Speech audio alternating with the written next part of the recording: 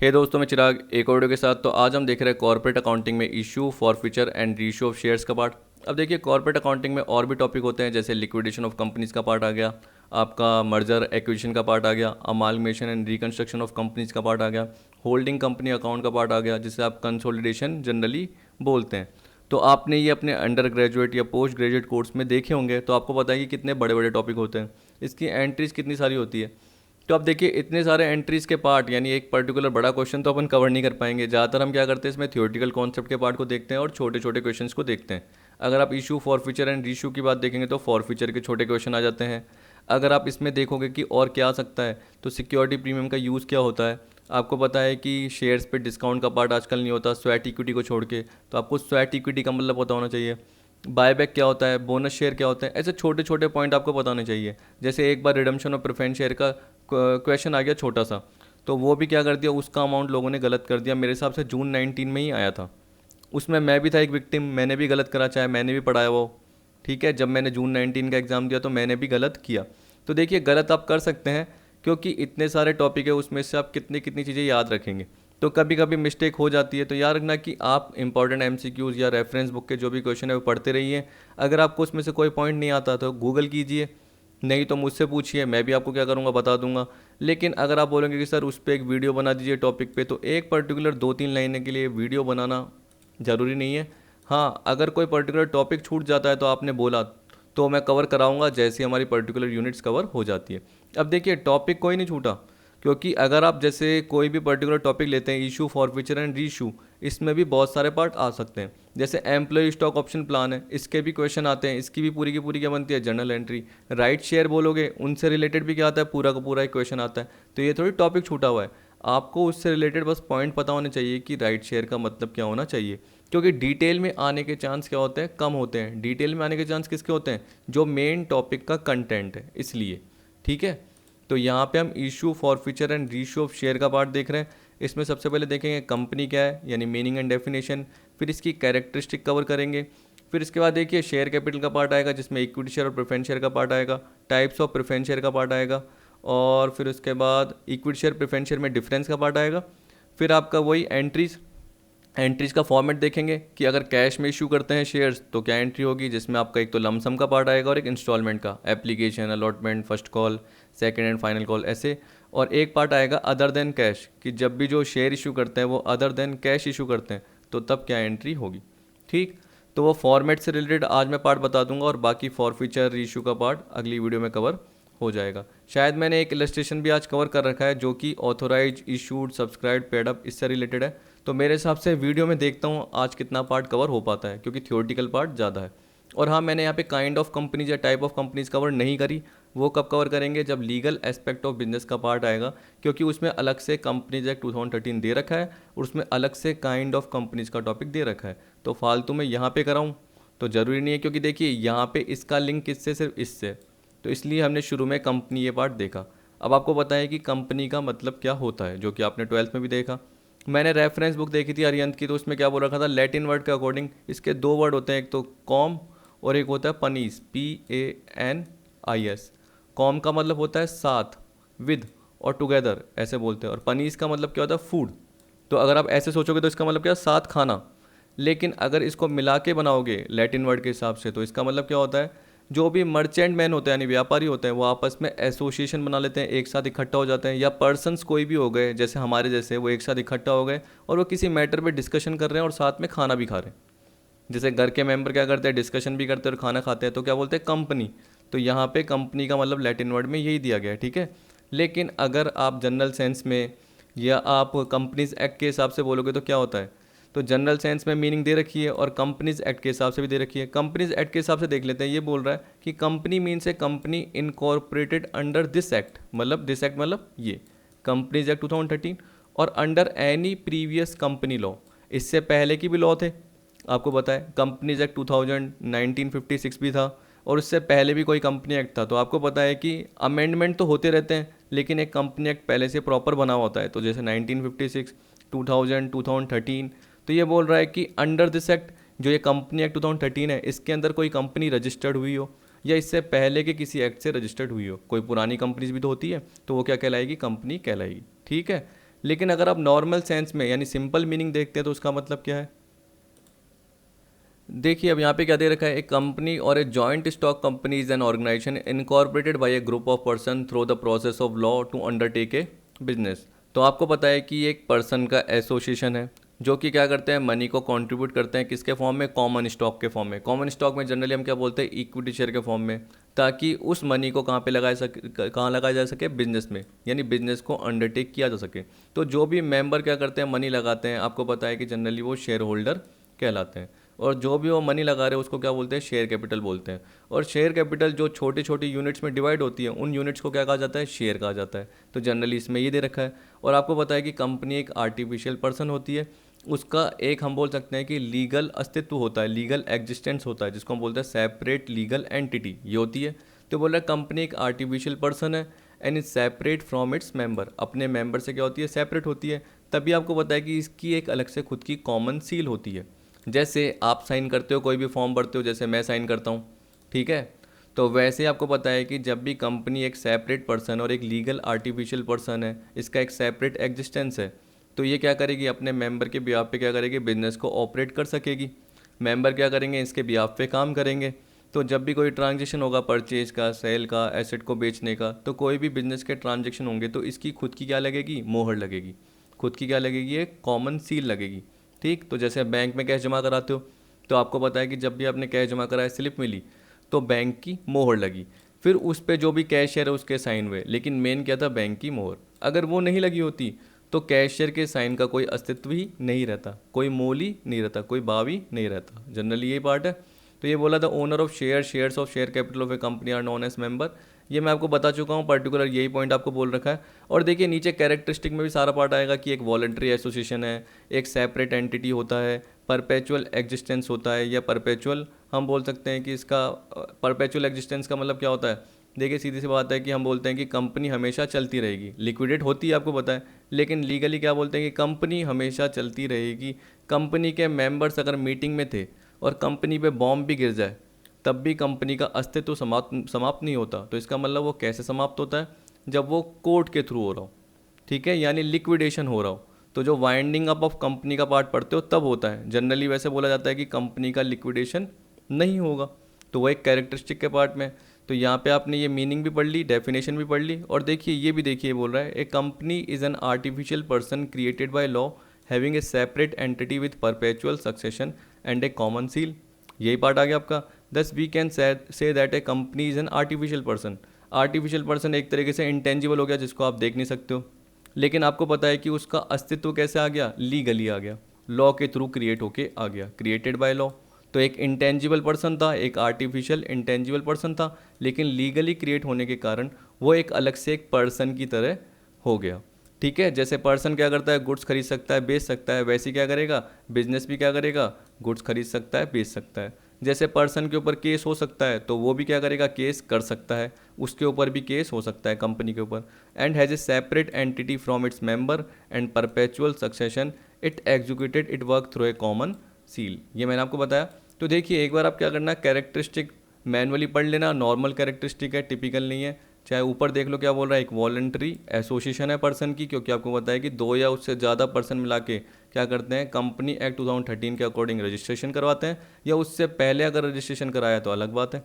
आजकल तो आप देखेंगे कोचिंग से रिलेटेड भी क्या होता है, रजिस्ट्रेशन करा लेते हैं लोग। जैसे मेरी अगर कोचिंग में बोलूँ तो सी क्यूब एडुकेयर है, तो मैं क्या करूँगा, सी क्यूब एडुकेयर प्राइवेट लिमिटेड ऐसे कर दूंगा, या चिराग प्राइवेट लिमिटेड ऐसे। तो मैंने कईयों की देखी है, वो क्या करते हैं, कोचिंग को भी क्या कर देते हैं, अपनी एजुकेशन के पार्ट को भी, क्योंकि उन्हें पता है कि उनसे उनको बेनिफिट मिलेंगे। उनके मेंबर्स बहुत ज़्यादा आते हैं, हमारे इतने नहीं आते हैं, लेकिन उनके पास क्या आते हैं, कोचिंग में बहुत सारे मेंबर आते हैं, 200, 300, 400। तो कंपनी खोलने के अपने भी एक अलग से फ़ायदे होते ही हैं। Second, it is an artificial and intangible person, entity of a company separate from its member. एक कंपनी एज परपेचुअल सक्सेशन, वही same. In A company limited by shares, liability of its member is limited. ज़्यादातर company देखो हम बोल सकते हैं कि limited ही होती है शेयर से रिलेटेड, अनलिमिटेड तो आपको देखने को मिलेगी ही नहीं। ठीक है, अनलिमिटेड तो पार्टनरशिप में होता है, जिसमें हम क्या बोलते हैं, पार्टनर्स को अपनी पर्सनल असेट भी देनी पड़ सकती है। लेकिन आप एक मेंबर हो, आप एक शेयर होल्डर हो, तो आपको पता है कि अगर 10 रुपीज़ में से आपसे 8 रुपीज़ ही मांगे गए थे अभी, तो आप और कितने दोगे, 2 रुपीज़ दोगे। कब, जब भी ये मान के चलो कि कंपनी की अगर लाइबिलिटी ज़्यादा आ गई और कंपनी ने जो एसेट बेची वो इतनी सफिशिएंट नहीं थी उन लाइबिलिटी को रिकवर करने के लिए या लाइबिलिटी को पे करने के लिए, तो उस केस में कंपनी क्या करेगी, शेयर होल्डर को क्या बोलेगी कि आपके 2 रुपीज़ ड्यू हैं, 2 रुपीज़ पर शेयर के हिसाब से ड्यू है, और आपके 10,000 शेयर्स है तो 10,000 इंटू 2 20,000 आप दे दीजिए। तो क्या करना पड़ेगा, शेयर होल्डर्स को देना पड़ेगा, मेंबर को देना पड़ेगा, किसको, कंपनी को। ठीक है। The share of a company are freely transferable except in case of private company, अब ये तो जानते हो आप। ठीक। तो वो पब्लिक कंपनी से रिलेटेड बोल रहा है जहाँ पे शेयर एक पर्सन से दूसरे पर्सन को आप ट्रांसफ़र कर सकते हो। फिर मैंने आपको ये भी बताया था कि देखिए, या मैंने तो नहीं बताया, आपने पहले भी देखा होगा कि जो भी शेयर होल्डर होते हैं वो खुद तो बिजनेस को ऑपरेट नहीं करते, तो जनरली वो क्या करते हैं, इलेक्ट करते हैं किनको, डायरेक्टर्स को। शेयर होल्डर किनको इलेक्ट करते हैं, डायरेक्टर्स को, और डायरेक्टर्स आपस में एक साथ मिलकर क्या बनते हैं, बोर्ड ऑफ डायरेक्टर्स बनते हैं, जिसका एक चेयरमैन होता है। The company is manage by a board of directors elected by share holders. एक कंपनी की कॉमन सील होती है, नॉर्मल कैरेक्टरिस्टिक है, तो इसको यार दिल पे मत लो, नॉर्मल सी मीनिंग से ऊपर से देख के बस ख़त्म करो, क्योंकि ज़्यादातर आएगी भी नहीं, आ भी गई तो अच्छी बात है, आप फटाफट सारे ऑप्शंस को सही भी कर सकते हो अगर आपके एग्जाम में एमसीक्यूज आ गया। Share capital of a company का पार्ट आ रहा है, अब ये भी आपको आता ही है। अब देखिए, आपने ये देखा कि आपको पता है कि एसोसिएशन ऑफ पर्सन की बात होती है कंपनी में, कि कंपनी क्या है, पर्सन्स का एसोसिएशन है जो कि एग्री हुए कि क्या करना है, मनी को कंट्रीब्यूट करना है बिजनेस में, ताकि बिजनेस का जो भी बेनिफिट होगा वो हमें मिलेगा, किसके फॉर्म में, डिविडेंड के फॉर्म में, आपने सुना होगा। तो यहाँ पे पता है कि शेयर कैपिटल का मतलब क्या हो गया, जब भी कंपनी क्या करती है, शेयर इशू करती है, तो किसके लिए, कैपिटल को रेज करने के लिए। आपको पता है कि अगर कोई छोटा बिजनेस होता है, इंडिविजुअल बिजनेस की बात करोगे, पार्टनरशिप की बात करोगे, तो उसमें कैपिटल इतनी ज़्यादा नहीं होती है, इंडिविजुअल में लिमिटेड होती है। पार्टनरशिप में क्या हो सकती है, बढ़ सकती है कैपिटल, क्योंकि पार्टनर्स अगर जितने ज़्यादा होंगे उस हिसाब से कैपिटल वो लेके आ रहे हैं। लेकिन बड़े बड़े बिजनेस की बात करेंगे, बड़ी फैक्ट्रीज़ की बात करेंगे, या हम बोल रहे हैं कि अगर आपको पूरी कंट्री में रेलवे लाइन बिछानी है, तो आपकी एक बड़ी कंपनी है, तो आपको बहुत ज़्यादा कैपिटल इन्वेस्टमेंट की ज़रूरत है। ठीक है। एयरवे से रिलेटेड कंपनीज हो गई, हाइड्रो इलेक्ट्रिक प्रोजेक्ट से रिलेटेड हो गई, शिपिंग लाइन से रिलेटेड हो गई, तो उस केस में क्या है, आप एक पब्लिक कंपनी की तरह काम करोगे। उस केस में क्या, पब्लिक से जो भी अमाउंट है, जो भी हम बोल सकते हैं मनी है, वो मांगोगे, यानी पब्लिक क्या करेगी, कंट्रीब्यूट करेगी। तो आप क्या कर रहे हो, शेयर इशू कर सकते हो, या आपने शेयर इशू कर दिए, ये बोल रहा है। कर सकते हो मतलब इन द सेंस आपको पता है कि आपकी ऑथोराइज कैपिटल है, तो उतने तक आप क्या कर सकते हो, शुरू शुरू में नई कंपनी है तो इनिशियल पब्लिक ऑफर लेके आ रही है, फिर एफपीओ फर्दर पब्लिक ऑफर लेके आ रही है, क्योंकि इनिशियल तो लेके आ गई थी, उसके बाद आपने राइट इशू भी देखे होंगे, तो वो आपके धीरे धीरे आगे आते जाएंगे। तो कंपनी एक तरीके से क्या कर रही है, फंड जनरेट कर रही है, किसके थ्रू, इंटरनल सोर्स के थ्रू। तो शेयर कैपिटल वही है, ये जो बोल दिया। फिर आपको बोला कि जो शेयर कैपिटल है ये छोटे छोटे यूनिट्स में डिवाइड होती है, जैसे 1 रुपीज़, 5 रुपीज़, 10 रुपीज़, 100 रुपीज़, ये बोल दिया। तो बोल रहा है कि ये इसके हिसाब से यूनिट्स में डिवाइड होती है। डिनोमिनेशन बोल दिया, ये तो डिनोमिनेशन है, पर बोला इसके हिसाब से यूनिट में डिवाइड होती है। तो आपको पता है कि जो भी यूनिट है उसको शेयर बोला जाता है, 1 शेयर, 2 शेयर, 3 शेयर, ऐसे बोला जाता है। तो रुपीज़ के हिसाब से आप डिवाइड कर देते हो। जैसे कि एग्जांपल दे दिया कि टोटल कैपिटल 1 करोड़ की है, ठीक, और आपको बता दिया कि जो शेयर है उसकी फेस वैल्यू कितनी है, नॉमिनल वैल्यू कितनी है, 10 रुपीज़ इसके हिसाब से। तो शेयर कितने हो गए, 10 लाख यूनिट हो गई, तो ये 10 लाख क्या हो गए, शेयर। तो बोला each unit of ₹10 is called a share of ₹10 each.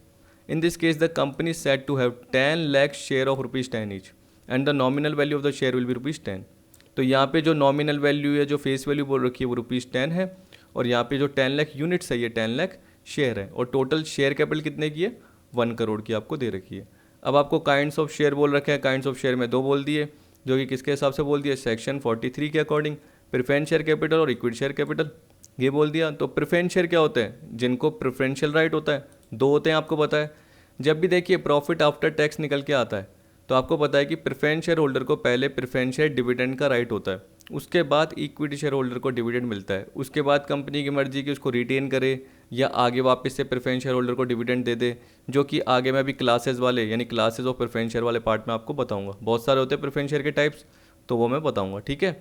तो पहला राइट तो आपको पता चल गया कि क्या है, डिविडेंड रिसीव करने का, और दूसरा क्या है, जब भी कंपनी वाइंडिंग अप होगी तो इक्विटी शेयर होल्डर से पहले प्रेफरेंस शेयर होल्डर को क्या होगा, कैपिटल रिटर्न का राइट होगा, यानी जो भी उन्होंने इन्वेस्ट किया अमाउंट वो उनको पहले मिलेगा, किनसे, इक्विटी शेयर होल्डर से पहले। इसका मतलब अगर प्रेफरेंस शेयर होल्डर को कम भी मिलती है कैपिटल, क्योंकि इतना ज़्यादा कंपनी ने एसेट बेची और लाइबिलिटी का पार्ट ज़्यादा है, तो ये मान के चलो कि इतना अमाउंट नहीं बचा, तो प्रेफरेंस शेयर होल्डर को जो भी अमाउंट मिल गया तो इक्विटी शेयर होल्डर को ज़रूरी नहीं है मिले। अगर बच जाता है तो बाद में इक्विटी शेयर होल्डर को मिलता है, नहीं तो पहले किन को मिलता है, प्रेफरेंस शेयर होल्डर को मिलेगा कैपिटल का अमाउंट, फिर बाद में इक्विटी शेयर होल्डर को मिलेगा। Holder of preference share are called preference share holders, ये बोल दिया। अब आपको क्लासेस दे रखी है। अब देखिए थोड़ा थोड़ा सा आपको क्या कर रहा है, एक तरीके से रिवीजन का पार्ट है, आपने पढ़ा हुआ होगा, लेकिन अगर मेरे साथ आप देखते जा रहे हो तो साथ साथ कवर होता जा रहा है। अब देखिए इसका मतलब क्या है नॉन क्यूमुलेटिव का, आपको जनरली पता है कि देखिए नाम से पता चला नॉन क्यूमुलेटिव प्रेफरेंस शेयर, कि ऐसे प्रेफरेंस शेयर होल्डर जिनका जो भी एरियर ऑफ डिविडेंड है वो क्यूमुलेट नहीं होगा, मतलब जमा नहीं होगा। तो एरियर ऑफ डिविडेंड का मतलब क्या है, देखिए आपको पता है कि अगर कोई कंपनी इतना सफिशिएंट प्रॉफिट नहीं कमा पा रही किसी साल, या हम बोल सकते हैं कि इसको लॉस हो रहा है, तो वो प्रेफरेंस शेयर होल्डर को डिविडेंड नहीं दे पाएगी, ठीक है। और यहाँ पे नॉन क्यूमुलेटिव बोल दिए तो इसका मतलब वो जमा भी नहीं करेगी। ये नहीं कि कभी भी प्रॉफिट होगा तो दे देगी, ऐसा पार्ट नहीं है, वो तो किस केस में होता है, क्यूमुलेटिव में होता है। तो मान के चलिए कि अगर मैं एक कंपनी 2018 में मुझे लॉस हुआ या सफिशिएंट प्रॉफिट नहीं हुआ तो मैंने डिविडेंड नहीं दिया, तो इसका मतलब ये नहीं है कि 2019 में अगर मुझे प्रॉफिट होता है तो 2018 का भी दूंगा और 19 का दूंगा, ऐसा नहीं है। उसे हम क्या बोलेंगे, non cumulative. If company did not pay dividend on its preference share due to non-profit or insufficient profit, then holder of these preference share do not have the right to receive arrear of dividend. बकाया dividend का उनके पास right नहीं होगा। जबकि cumulative में क्या होता है, जैसे मैंने बोला कि 2018 का मैंने डिविडेंड नहीं दिया क्योंकि मेरे पास प्रॉफिट ना सफिशिएंट नहीं था, या नॉन प्रॉफिट मतलब लॉस था ये मान के चलो, लेकिन 2019 में मेरा हो गया, ठीक है, या 2019 में भी लॉस रहा ये मान के चलो, 2020 में मेरा इतना सफिशिएंट प्रॉफिट हो गया कि मैं 18 का भी दे सकता हूँ, 19 का भी दे सकता हूँ, और क्यूमुलेटिव है तो मुझे देना पड़ेगा। मतलब जो ये एरियर है डिविडेंड का ये जमा होता जाएगा, क्या होता जाएगा, क्यूमुलेट। क्यूमुलेट मतलब क्या होता है, जुड़ना, संचयी बोलते हैं हिंदी में, क्या बोलते हैं, संचयी, मतलब जुड़ता जाना, जिसको आप बोलते हो ना एक्यूमुलेट, तो वैसे क्या बोलोगे, क्यूमुलेट मतलब जुड़ता जाना, ठीक है।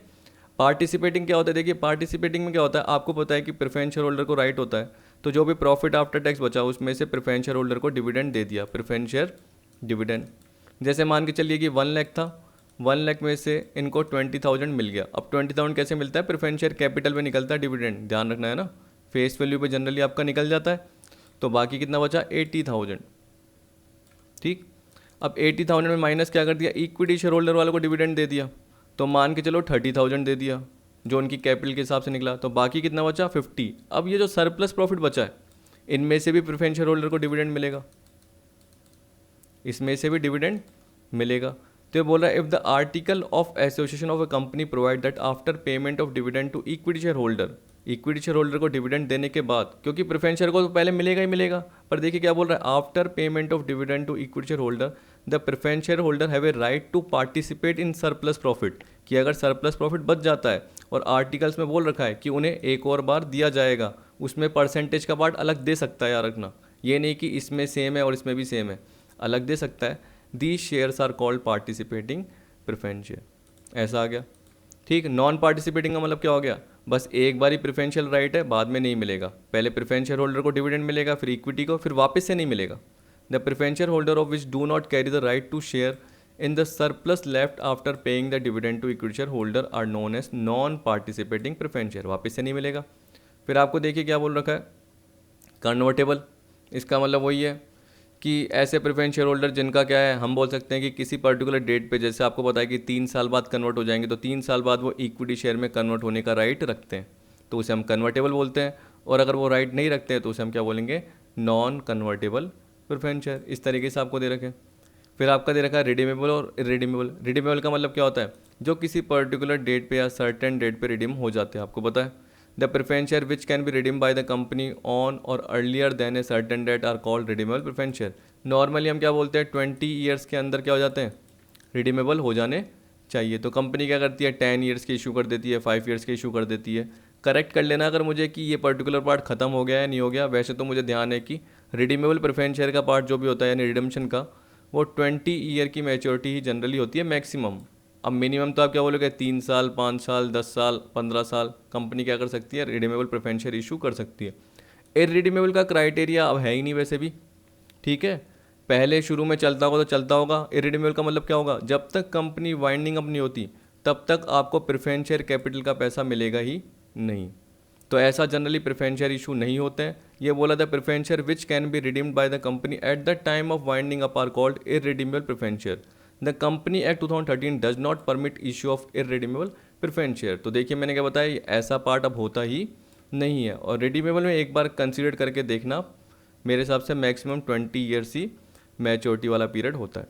इक्विटी शेयर का मतलब क्या होता है, ऐसे शेयर, ऐसे हम बोल सकते हैं कि शेयर जो प्रेफरेंस शेयर नहीं है, दो शेयर जो कि प्रेफरेंस शेयर नहीं है, जनरली कंपनी एक्ट के हिसाब से ऐसा बोल रखा है, पर जनरली हम इसको क्या बोलते हैं, कॉमन स्टेक होल्डर बोलते हैं। और आप याद रखना कि एक तरीके से जो भी वोटिंग राइट ये होता है ज़्यादा किनके पास होता है, इक्विटी शेयर होल्डर के पास ही होता है। रिस्क भी ज़्यादा रहते हैं, क्यों, क्योंकि डिविडेंड की रेट इनकी फिक्स नहीं रहती। एक्चुअल ओनर बोलते हैं ना, जैसे कि रियल ओनर है, तो रियल ओनर इन्हें ही माना जाता है। और आपको ये तो पता ही है कि इनको जनरली प्रेफरेंस शेयर होल्डर के बाद डिविडेंड का राइट होता है, और जब भी कंपनी वाइंडिंग अप होगी तो प्रेफरेंस शेयर होल्डर के बाद ही कैपिटल मिलने का राइट होता है। तो यहाँ पे यही दे रखा है, एक बार आप पढ़ के देख लेना। रिस्क और रिवार्ड इनकी एक तरीके से क्या होती है, ज़्यादा होती है। जनरली क्या कहलाते हैं, रियल ओनर कहलाते हैं। वाइंडिंग अप के केस में क्या बोल रखा है कि प्रेफरेंस शेयर कैपिटल वालों को रिडम्पशन करने के बाद इनको शेयर कैपिटल दी जाती है, रिफंड की जाती है। अब आपको है ना डिफरेंस दे रखा है इक्विटी और प्रेफरेंस शेयर में, सिंपल है। सबसे पहले देखिए क्या बोल रखा है, रेट ऑफ डिविडेंड। तो यहाँ पे आपको पता है कि जनरली आप वो पढ़ते हो, प्रपोज डिविडेंड पढ़ते हो, तो किससे रिलेटेड होता है, इक्विटी शेयर से रिलेटेड जनरली होता है, क्योंकि प्रेफरेंस शेयर पे तो पहले से रेट क्या है, प्री डिसाइडेड है और फिक्स है, तो जनरली वही दिया जाएगा। जबकि यहाँ पे क्या बोल रहा है कि बोर्ड ऑफ डायरेक्टर्स की मीटिंग में डिविडेंड क्या होगा, प्रपोज होगा। उसके बाद जैसे ही एजीएम होगी, एनुअल जनरल मीटिंग होगी, तब जाके वो क्या होगा, अप्रूव होगा। ठीक है, शेयर होल्डर कभी भी ये नहीं कि ज़्यादा डिविडेंड की डिमांड कर सकते हैं। जैसे बोर्ड ऑफ डायरेक्टर की मीटिंग में कितना हुआ, 10% डिविडेंड प्रपोज हुआ, शेयर होल्डर क्या बोल रहे हैं, नहीं हमें 12% दो, ऐसा नहीं है। ऐसा वो अपनी जनरल मीटिंग में नहीं कर सकते हैं। हाँ, कम की कर सकते हैं वो, कि 10% की जगह 8% ही हमें डिविडेंड दे दो, 6% ही दे दो। अब ये बताइए कि ऐसा कौन सा शेयर होल्डर करता होगा।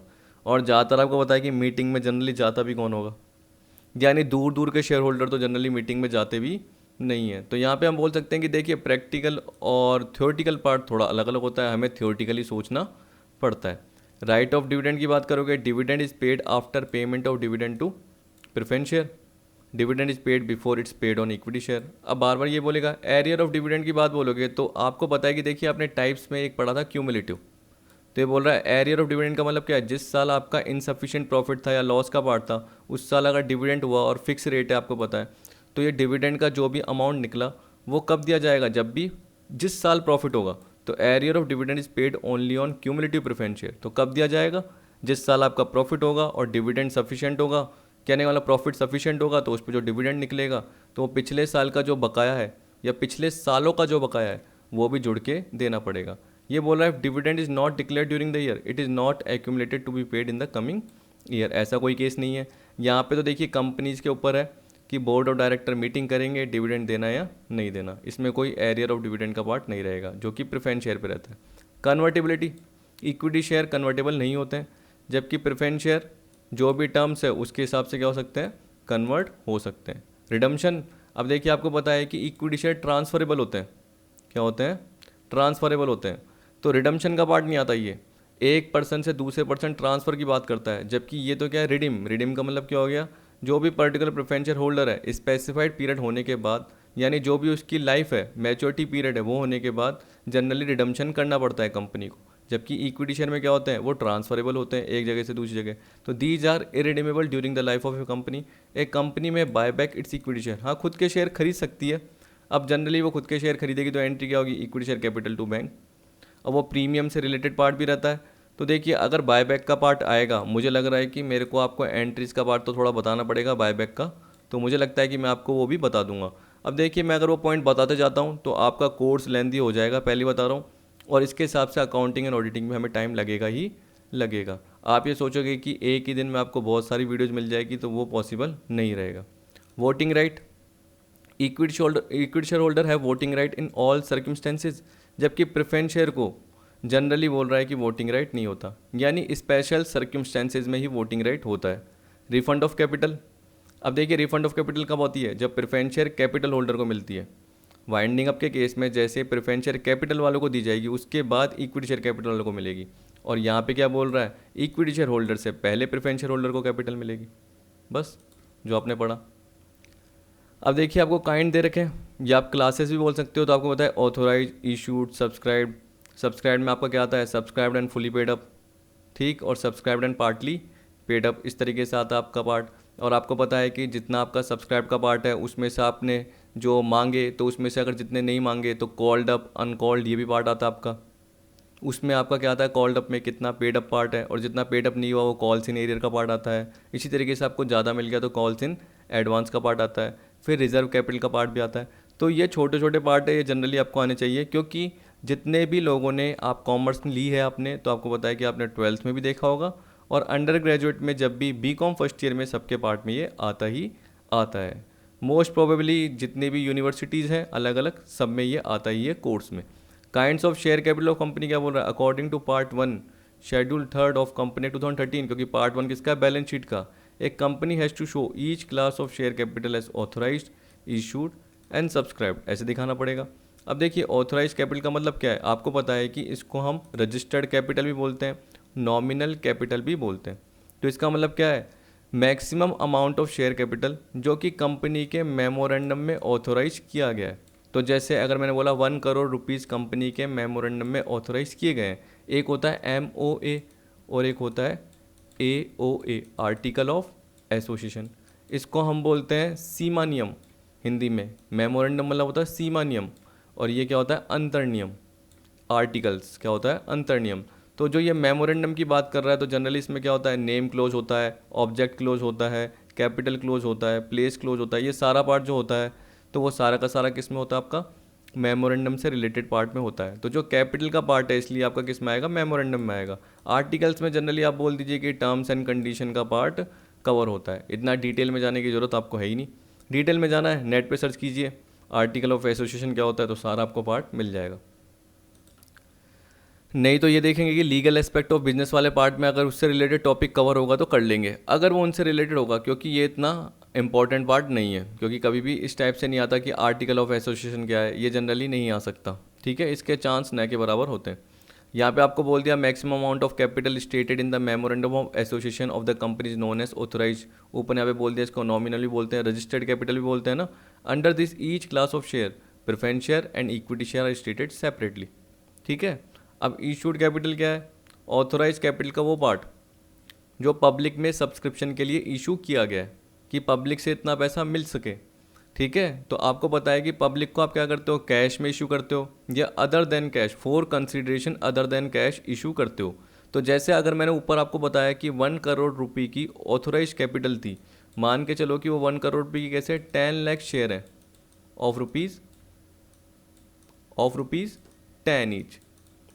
ठीक है ना, उसमें से आपने इशू कितने करे, 10 लाख में से 8 लाख, तो 8 लाख शेयर करें तो कितने हो गए, of rupees 10 each, 80 lakh rupees की हो गई इशूड कैपिटल। अब जरूरी नहीं है कि पब्लिक ने पूरी सब्सक्राइब की, तो ये भी हो सकता है। अगर मान के चलो उस 8 लाख में से पब्लिक में सिर्फ 5 लाख ही सब्सक्राइब करे, 6 लाख ही सब्सक्राइब करे। देखिए हम प्रैक्टिकल पार्ट में नहीं जा रहे हैं, वैसे मैंने इसका वो भी पार्ट कवर किया, मैं आपको बताना ही भूल गया। तो मेरे हिसाब से आज की वीडियो में सारा पार्ट नहीं हो पाएगा, क्योंकि बहुत सारा टॉपिक है, तो मेरे हिसाब से इसको मैं 2 वीडियो में कवर कर पाऊंगा। क्योंकि procedure of issue of share का पार्ट भी मैंने कवर कर रखा है कि प्रोसीजर क्या रहता है। सबसे पहले प्रोस्पेक्टस का पार्ट रहता है, एप्लीकेशन, अलॉटमेंट, कॉल, तो ये सारे आपके 5 प्रोसेस है, वो मैंने कवर कर रखे। 5 प्रोसेस आएंगे उससे रिलेटेड। तो देखिए अगर 8 लाख इशू में से पब्लिक ने 6 लाख ही सब्सक्राइब किए, तो 6 लाख से एंट्री करनी पड़ेगी, तो ऑथोराइज भी दिखानी पड़ेगी, इश्यूड भी दिखानी पड़ेगी, सब्सक्राइब भी दिखानी पड़ेगी। और सब्सक्राइब में मान के चलो कि अगर लमसम का पार्ट नहीं था, आपका इंस्टॉलमेंट से रिलेटेड था, तो कितना आपने मांग लिया या मांगे हुए में से भी कितना सा आपके पास आ गया, जितना नहीं आया वो कॉल्स इन एरियर के फॉर्म में आपको हटाना पड़ेगा। देखिए अनकॉल्ड में कभी भी कॉल्स इन एरियर नहीं होता, कॉल्ड अप में होता है। क्यों? क्योंकि आपको पता है कि कॉल्ड अप में क्या होता है, पेड अप का पार्ट आता है कि कितना आपको मिल गया। अगर कंपनी के हिसाब से सोचोगे तो कंपनी ने मांगा मतलब कॉल्ड अप, उसमें से कंपनी को कितना मिल गया तो वो क्या हो गया, पेड अप, और उसमें से जितना नहीं मिला वो कॉल्स इन एरियर का पार्ट रह गया। सीधी सी बात। तो देखिए इशूड में क्या बोल रहा है, इशूड कैपिटल मीन्स, सेक्शन देख लेना, section 2 subsection 50, such capital as the company issues from time to time for subscription. The issued capital is a part of authorise capital, आ गया ना, ऑथराइज कैपिटल का वो part which the company has issued for subscription. देखो अभी आया नहीं है पैसा, इशू किया है सब्सक्रिप्शन के लिए। तो सब्सक्राइब इसलिए ज़रूरी नहीं है कि इशू के बराबर हो, अलग भी हो सकती है, इक्वल भी हो सकती है। ज़्यादा आ गया तो ओवर सब्सक्रिप्शन होगा। ठीक है, तो आपको पता है 3 होते हैं, अंडर, फुल, ओवर। जैसे मैंने 8 लाख का एग्जांपल दिया था इशूड में, अगर 6 लाख ही आए तो मैंने क्या बताया उसको अंडर सब्सक्रिप्शन, अगर 8 लाख आए तो फुल सब्सक्रिप्शन, और अगर 10 लाख के लिए ऑफर आ गया एक तरीके से, 12 लाख आ गए यानी पब्लिक ने ज़्यादा के लिए अप्लाई कर दिया, तो वो क्या हो गया, ओवर सब्सक्रिप्शन का पार्ट आ गया, जिसमें क्या होता है, प्रो रेटा अलॉटमेंट होता है। The nominal value of share issued by the company to the public for cash or for consideration other than cash are included in issued capital. यहाँ पे देख लेना चाहे, नॉमिनल वैल्यू मतलब face value of share issued by the company to public for cash or for consideration other than cash are included in issued capital.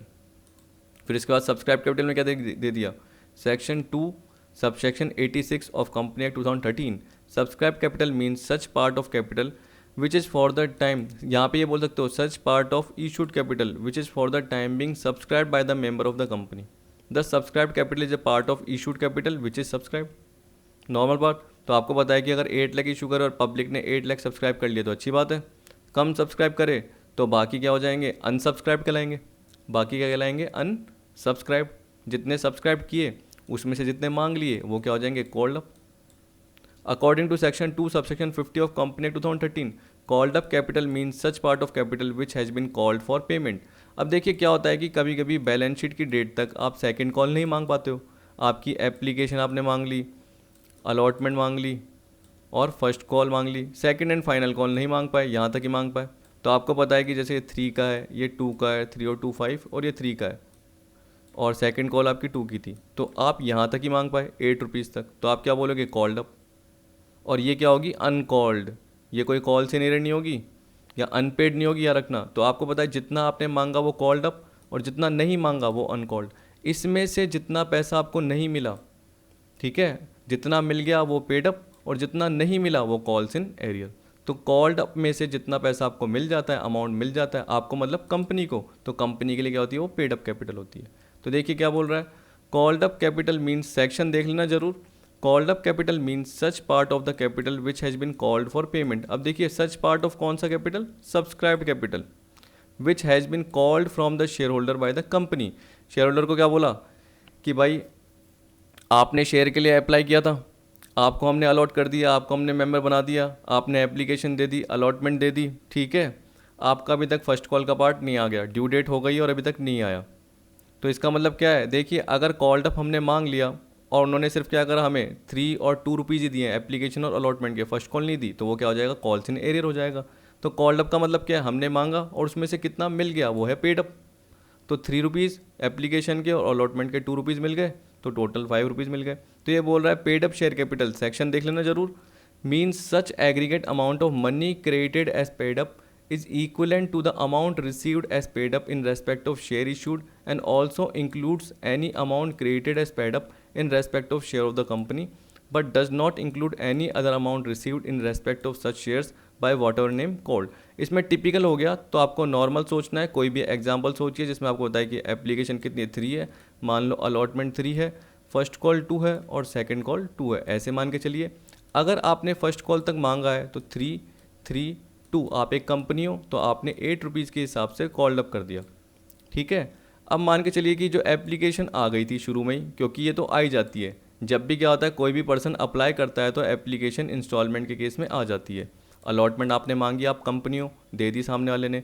अब जैसे आपने first call मांगी, सामने वाले ने नहीं दी, तो आप क्या बोलोगे कि इतने शेयर ऑफ ₹10 ईच, क्योंकि टोटल मिला के 10 ईच है, ठीक है, कॉमा कितने कॉल्ड अप है, मांगे कितने 8 रुपीज़ कॉल्ड अप, तो क्या लिखोगे, कॉमा ₹8 कॉल्ड अप, ये लिख दोगे। फिर माइनस क्या कर दोगे, कॉल्स इन एरियर, और फर्स्ट कॉल का 2 रुपीज़ के हिसाब से जितने शेयर के हिसाब से आपके पास अमाउंट नहीं आया वो आप क्या कर दोगे, लेस कर दोगे, तो वो आ जाएगा कॉल्स इन एरियर, ठीक। तो कॉल्ड अप कैपिटल में से क्या निकलता है, पेड अप कैपिटल, और जितना नहीं आता वो क्या कहलाता है, कॉल्स इन एरियर कहलाता है।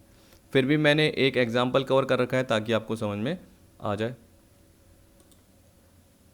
देखिए अब इसमें क्या बोल रहा है, Sarveshwar limited was registered with an authorise capital of 1,20,00,000 rupees, rupees है, ₹1,20,00,000 divided into 10 lakh equity share of ₹10 each and 20,000 9% preference share of 100 each. तो देखिए इसमें 1 करोड़ के तो इक्विटी शेयर कैपिटल का पार्ट है, और जो हम 20 लाख का बोलेंगे क्योंकि 20,000 इंटू 100 प्रेफरेंस शेयर का पार्ट है। अब ऑथोराइज्ड है, जरूरी नहीं कि पूरे के पूरे इशू करें, ये मैक्सिमम लिमिट है, यहाँ तक इशू कर सकते हैं। Company has issued 2 lakh equity share ₹10 each to vendor in consideration for supply and asset. अब देखिए, अगर मैं आपको शुरू से लेकर थ्योरेटिकल पार्ट बताऊं और एक एक करके लाइन बताऊं कि ये होता है, तो वो बताने की ज़रूरत नहीं है। वो 12th के बच्चों को बताने की ज़रूरत होती है कि शेयर का मतलब क्या होता है, स्टोरी बना के बताना। तो जनरली क्योंकि आपको पता रहता है इसका मतलब क्या है, तो हमें वो टाइम वेस्ट करने की ज़रूरत नहीं है। वो वहाँ पे बच्चे अट्रैक्ट होते हैं, आपको इतना ज़्यादा अट्रैक्शन की ज़रूरत नहीं होती। क्यों? क्योंकि आप समझदार होते हो। तो आपको तो बस क्या होता है, नॉर्मल ये पता रहना चाहिए कि मैं क्या बोल रहा हूँ। यहाँ पे ऑथराइज दे रखा है, कंपनी ने इशू कितने करे, 2 lakh equity share of 10 each करे to vendor in consideration for supply and asset. And asset की जगह ये एन असेट है, तो ये सही रहेगा। ये गलती से लिखा हुआ है, तो अब इसको ढंग से पढ़िए, वापस से समझ में आ जाएगा। कंपनी ने इशू करे 2 lakh equity share of 10 each to vendor in consideration for supply and asset.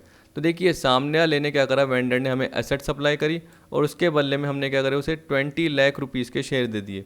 तो अब देखिए, यहाँ पे कोई प्रीमियम के केस में नहीं दे रखा, तो हम क्या बोलेंगे, एक तरीके से मशीन भी कितने की थी या एसेट भी कितने की थी, 20 लाख की ही थी। ठीक है, तो आपको पता चला कि 1 करोड़ 20 लाख है, उसमें से 1 करोड़ के इक्विटी शेयर में 20 लाख का तो इक्विटी शेयर किससे रिलेटेड है, for consideration other than cash से रिलेटेड है।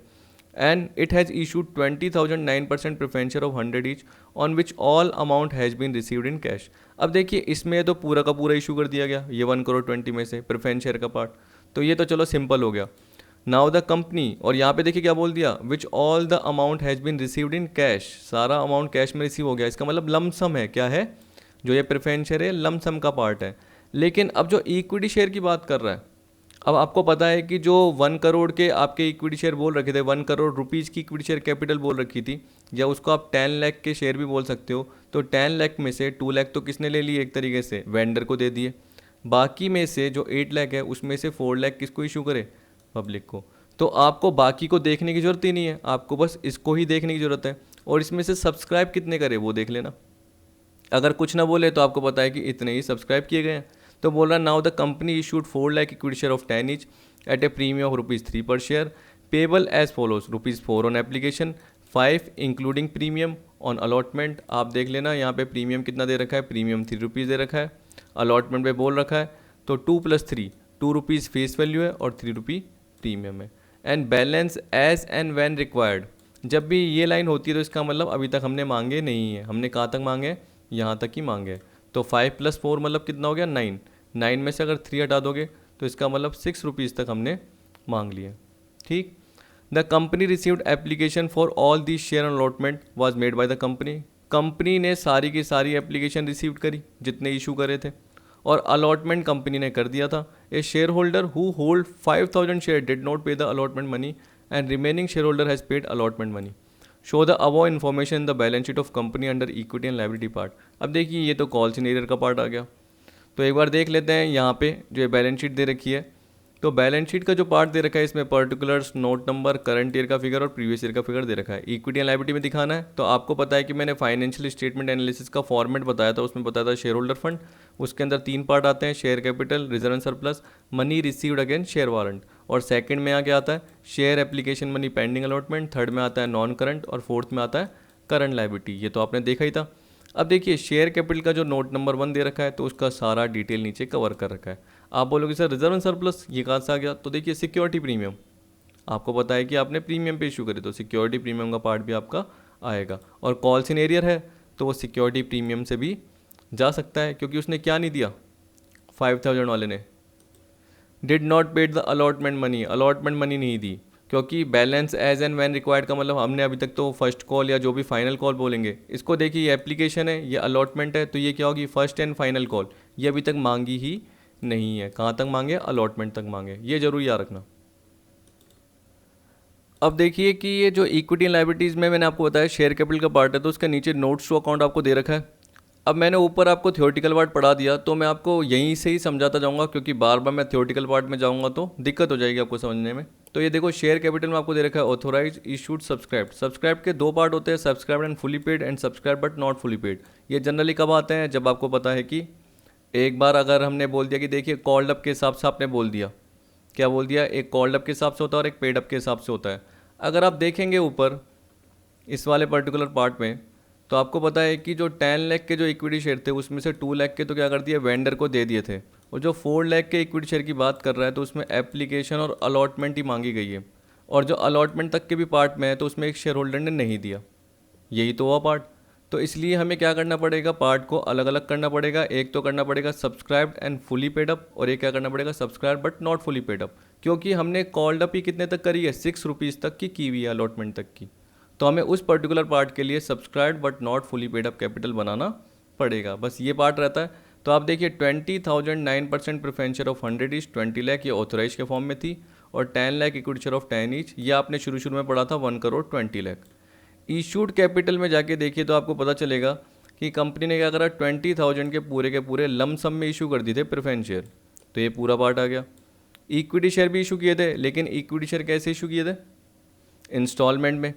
तो आपको पता है कि जब इशूड और सब्सक्राइब कैपिटल का पार्ट आपका क्या हो जाएगा, अलग कब हो जाता है, जब हम क्या बोलते हैं कि अगर पब्लिक ने सब्सक्राइब क्या करे हो, कम कर रखे हो, अगर पब्लिक ने सब्सक्राइब कम कर रखे हो। लेकिन देखिए इसमें बहुत सारे केस है, तो इससे अच्छा आप अलग अलग ही बना दीजिए, नहीं तो कन्फ्यूज हो गए। वैसे मैं इशूड एंड सब्सक्राइब एक साल लिख सकता था, लेकिन आप क्या होते इसमें कन्फ्यूज हो जाते, तो इसलिए इशूड का पार्ट अलग बनाया, जो कि एक तरीके से हम बोलते हैं कि जो प्रैक्टिकल है या थ्योरेटिकल पार्ट है उसके हिसाब से क्या बोलता है कि अलग अलग कैटेगरी आपको बनानी चाहिए, तो हमने ये अलग बना दिया। ये ऑथोराइज का पार्ट है आपका, ये इशूड का है, अब सब्सक्राइब का है। इशूड में देखिए क्या बोला, 2 lakh equity share of 10 each fully paid up issue to vendor, ये तो जनरली वो एसेट से रिलेटेड था। और देखिए 4 लाख इक्विटी शेयर इशू किए थे पब्लिक में 10 ईच के हिसाब से, तो ये पब्लिक में है, और ये for consideration other than cash के केस में है, कि हमने कोई एसेट खरीदी और उसके बदले में शेयर इशू कर दिए। टोटल मिला के 80 लाख हो गया। अब सब्सक्राइब कैपिटल में देखिए आपको क्या दिखा रखा है, इनसे रिलेटेड पूरा दिखा रखा है, इससे रिलेटेड आपको क्या दिख रखा है, पूरा दिखा रखा है। लेकिन अगर इसका पार्ट देखोगे तो इसको अलग से यहाँ पे दिखा रखा है subscribe but not fully paid up capital, क्योंकि हमने सिर्फ अलॉटमेंट तक ही मांगा, और आपको पता है कि एप्लीकेशन और अलॉटमेंट मिला के टोटल कितने हैं, 6 रुपीज़ के हिसाब से पार्ट आपको दे रखा है। ठीक, एक बार हम ऊपर वापस से देख लेते हैं। अब 6 रुपीज़ के हिसाब से कैसा है, ताकि आपको समझ में आ जाए। एप्लीकेशन के 4 रुपीज़ हैं, अलॉटमेंट के आपके 5 रुपीज़ है, जिसमें से प्रीमियम 3 रुपये है। तो इसका मतलब फेस वैल्यू कितनी है, 4, और यहाँ पे 2 + 3 है, 3 रुपये प्रीमियम है, तो 4 + 2 6 रुपीज़ के हिसाब से आ गया। तो आपको पता है कि 3 रुपीज़ प्रीमियम का पार्ट है। अगर एक शेयर होल्डर है जिसने 5,000 शेयर्स पे अलॉटमेंट नहीं दी, तो इसका मतलब क्या है, 5,000 × 5 25, जिसमें से 5,000 × 2 तो आपके शेयर कैपिटल से रिलेटेड है, और 5,000 × 3 सिक्योरिटी प्रीमियम से रिलेटेड है। मतलब 10,000 शेयर कैपिटल से रिलेटेड है और 15,000 सिक्योरिटी प्रीमियम से रिलेटेड है, कि सिक्योरिटी प्रीमियम नहीं मिला होगा। अगर आप टोटल देखोगे तो 4 लाख शेयर के हिसाब से 3 के हिसाब से करके देखिए, क्योंकि अलॉटमेंट तक आ गया था, तो 4 लाख × 3 करके देखिए कितने होंगे, 12 लाख ये होगा। ठीक, तो यहाँ पे देखिए अगर subscribe but not fully paid up में देखोगे तो 4 लाख 10 रुपीज़ के हिसाब से थे, 6 रुपीज़ कॉल्ड अप 24 दिख रहे हैं। ठीक, जिसमें से 5,000 शेयर के हिसाब से 2 रुपीज़ नहीं है।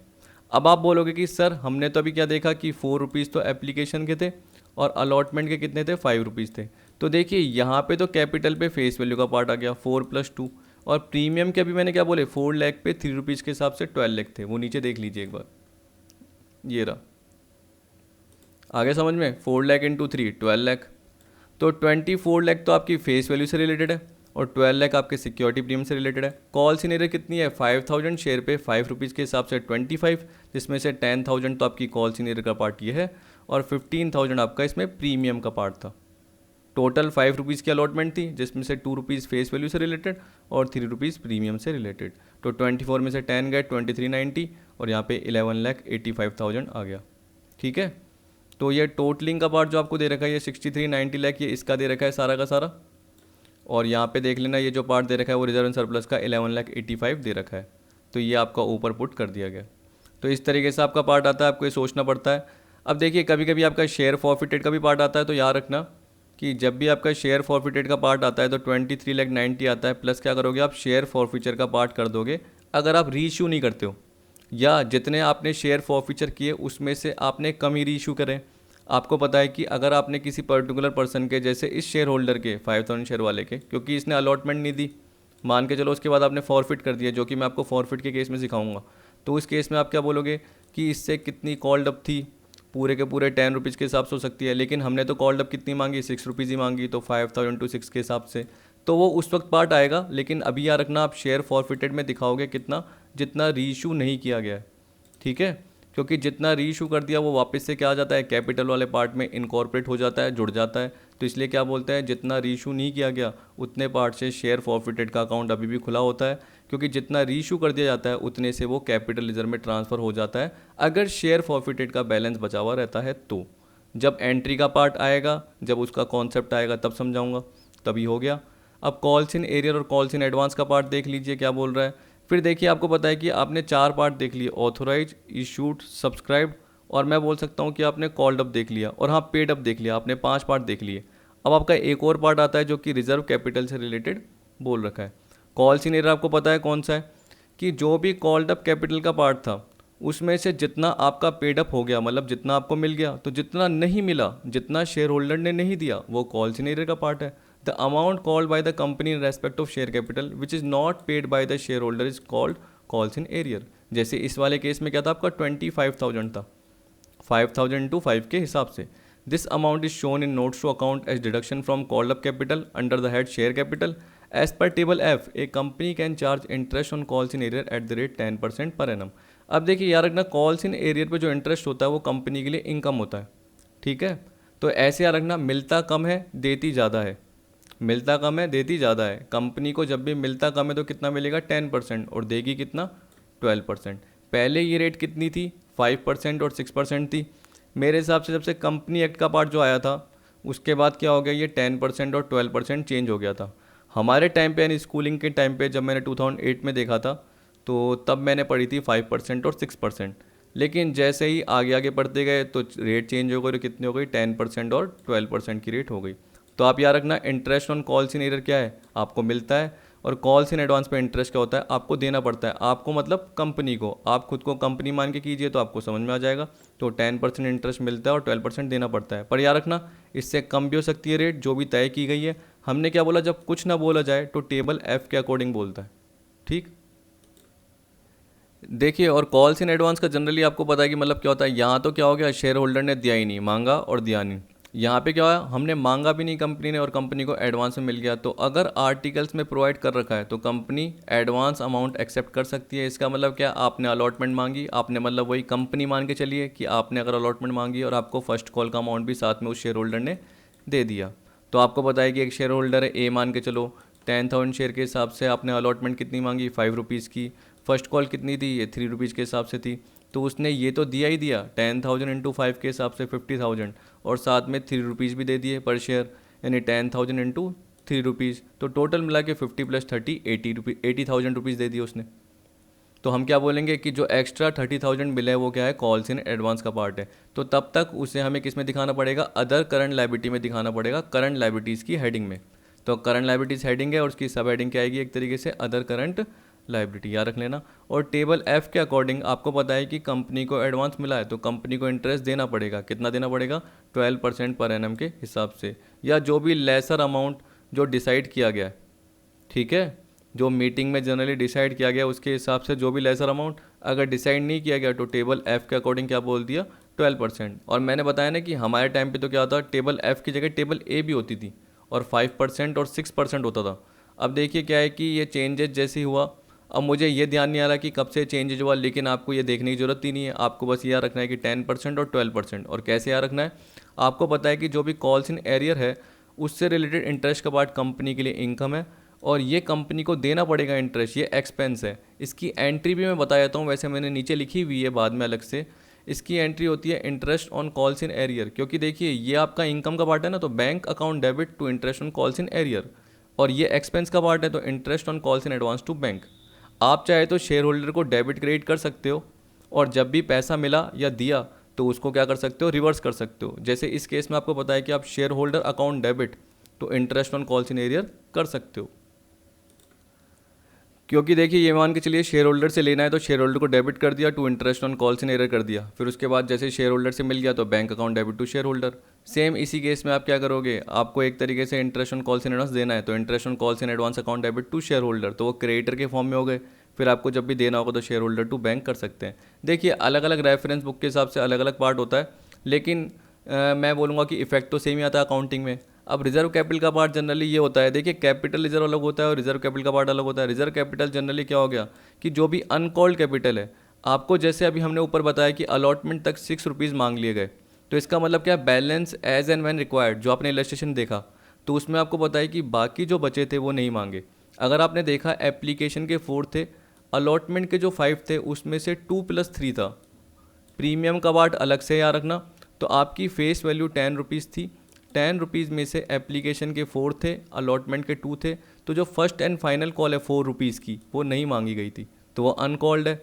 तो अनकॉल्ड का कुछ हिस्सा रिजर्व कैपिटल के फॉर्म में कंपनी रख लेती है, जो कि कब होता है, कब मांगा जाता है, जब भी कंपनी का वाइंडिंग अप होगा तो कंपनी को क्या करना पड़ेगा, अपनी एसेट्स को बेचना पड़ेगा और लाइबिलिटीज़ को पे करना पड़ेगा। तो अगर अमाउंट कम पड़ रहा है तो रिजर्व कैपिटल का भी यूज़ किया जा सकता है बाद में, तो वाइंडिंग अप के केस में ये काम आ जाएगा। तो इसके लिए क्या करना पड़ता है, एक स्पेशल रेजोल्यूशन पास करना पड़ता है, उसके बेसिस पे ही आप अनकॉल्ड कैपिटल का जो भी अमाउंट है वो रिजर्व कैपिटल के फॉर्म में रख सकते हो। लेकिन देखिए, मैंने अपनी जो नई बुक है बीकॉम की, उसके हिसाब से देखा है तो वहाँ पर क्या बोल रहा है कि जो भी न्यू कंपनी एक्ट है जो, ठीक है, इसके हिसाब से बोल रहा है कि इस पर्टिकुलर जो भी लाइन है यानी जो पार्ट है इसको विड्रॉन कर दिया गया है, ऐसे लिखा हुआ है, it has been withdrawn in the new companies act. तो आप नॉर्मल इसको बस क्या है, नॉर्मल रेफरेंस के तौर में देख लीजिए कि कभी आपका रिजर्व कैपिटल पूछ लिया गया तो आप देख सकते हो। और इसमें एक और लाइन दी हुई है कि सेक्शन 65 कंपनी 2013 के अकॉर्डिंग, मेरे पास जो बुक पड़ी है उसके हिसाब से, कि unlimited company having a share capital में provide for reserve share capital on conversion into limited company. अगर अनलिमिटेड कंपनी लिमिटेड कंपनी में कन्वर्ट हो जाती है तो वो रिजर्व कैपिटल को प्रोवाइड कर सकती है। अनलिमिटेड कंपनी अगर लिमिटेड कंपनी में कन्वर्ट हो जाती है तो उस केस में क्या करेगी, कोई अनलिमिटेड लायबिलिटी वाली कंपनी होगी, ये बोल रहा है, अगर वो लिमिटेड लायबिलिटी वाली कंपनी में कन्वर्ट हो जाती है तो वो रिजर्व कैपिटल प्रोवाइड कर सकती है। सेक्शन किसके अकॉर्डिंग, 65 के अकॉर्डिंग। अब ये एक्स्ट्रा पार्ट है, आपके एग्जाम में आने से रहा, लेकिन इसमें दे रखा था इसलिए मैंने आपको पढ़ा दिया। अब आपका procedure for issue of share का पार्ट दे रखा है, तो मेरे हिसाब से देखिए procedure for issue of share का पार्ट, और उसके बाद अपना क्या आएगा, फॉर्मेट से रिलेटेड पार्ट है सारा का सारा। तो इतना ज़्यादा बड़ा पार्ट नहीं है, आपको ज़्यादा लग रहा है, लेकिन मैं आपको एंट्रीज का पार्ट समझाऊंगा तो अगली वीडियो में कवर करा दूंगा। अभी के लिए पार्ट आपका इतना ही काफ़ी है, क्योंकि 50 से 55 मिनट की वीडियो हो गई है। बाकी वीडियो में क्या देखेंगे, अगला पार्ट देख लेंगे, और क्वेश्चन जो होंगे वो भी कवर करेंगे, छोटे मोटे जैसे भी हैं।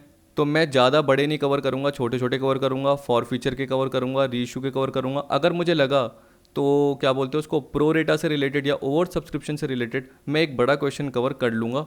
अगर टाइम मिला तो मैं ज़रूर वो कवर कर लूँगा, क्योंकि उसमें देखिए मेरे को आपको पूरा का पूरा प्रॉपर समझाना पड़ेगा, तो उसके लिए अलग से एक वीडियो बनानी पड़ सकती है।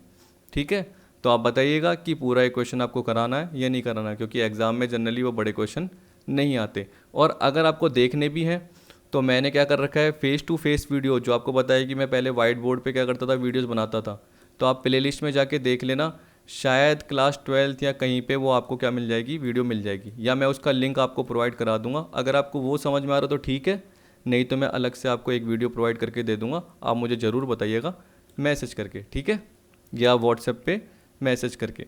ठीक, तो वीडियो देखने के लिए थैंक यू।